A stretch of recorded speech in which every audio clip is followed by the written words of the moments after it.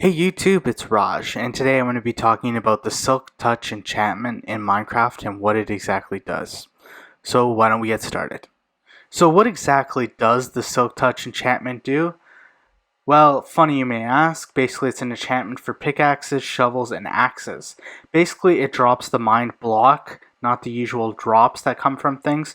So the best example I can think of is coal ore. So when you mine coal, if you have the appropriate pickaxe, it'll drop just coal. But if you have a silver touch pickaxe, it'll actually drop the coal ore instead. So basically this means that with certain items you can basically get that block instead of just the drops that it provides. So some examples of this are things like snow, ice, sea lanterns, stone, mushroom blocks, leaves, glowstone, glass, coral, ores, clay, bookshelves, and the 1.5 new thing that everyone's looking at, bees nests. So it's definitely a huge amount of list of items. So the things to consider also with this are it's incompatible with fortune, and the maximum level is 1, obviously because, you can't really do anything else besides the silk touch to it. So I already enchanted a pickaxe and also an axe just to show some of the effects. So sorry if my thing's a bit laggy, but that broke. And as you can see, instead of glowstone dust as usual, it just dropped glowstone. This is so weird. Yeah. So it's just dropping glowstone instead of glowstone dust. And a good example with the axe is actually bookshelves. So when you actually use an axe on bookshelves, usually, it only drops the books. So you lose pretty much the planks and you have to recraft the entire bookshelf over again. But if you look, it's kind of weird, but it actually gives you the bookshelf. So that's one way of preserving what you want. And also with ice, it's usually you would either lose it or it would just become water. But if you actually use a silk touch pickaxe on it, it'll actually be ice.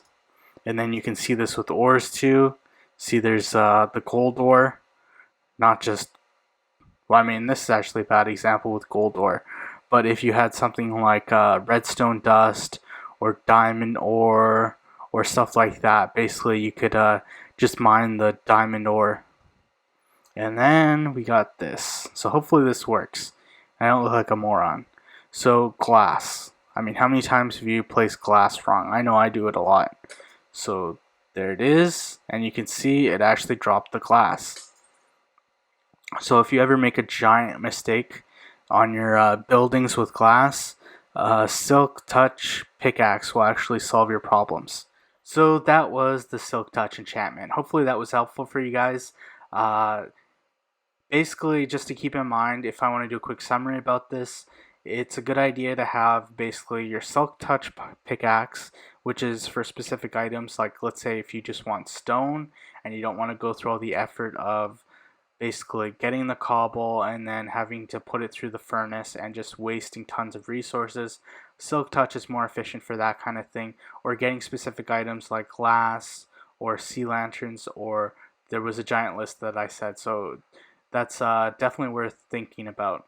And also if the incompatible enchantment to Silk Touch was fortune. So basically fortune, if you're not familiar with, basically gives you more drops of things. So basically if you plan to have fortune on your pickaxe, it's more useful for mining ores, and especially getting a lot of items. So it's definitely worth considering whether you want Silk Touch or fortune on your pickaxe. So I hope that was helpful. If you're interested, I've been doing a lot of videos on enchantments, and you can check out those videos. I have a giant playlist of those, and I'll be going through all of the enchantments, basically figuring out what's the best and the worst videos. So if you like this video, please give me a like. If you want me to keep producing content, give me a subscribe. If you just want to leave a comment, I always appreciate that. Stay classy, YouTube. This is Ron.